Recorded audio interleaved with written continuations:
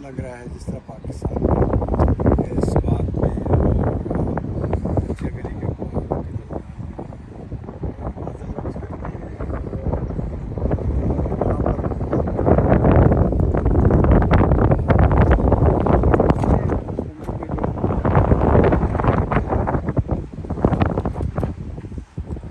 पहाड़ों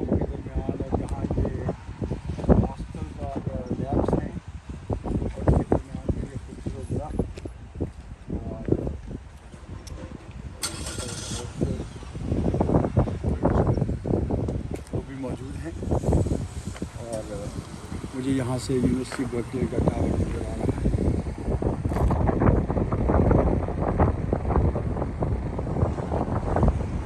हम रास्ते में बोटैनिकल गार्डन के पास से गुजर कर आए तो यहाँ के तालिब इल्मों के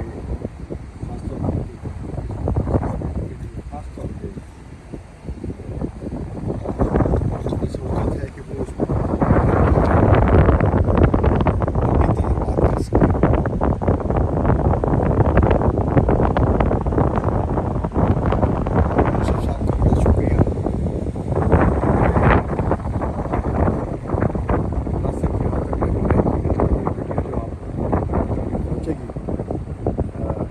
ये उन्हीं की बनाई हुई है, मुझको तो सेल्फी भी बनानी नहीं आती।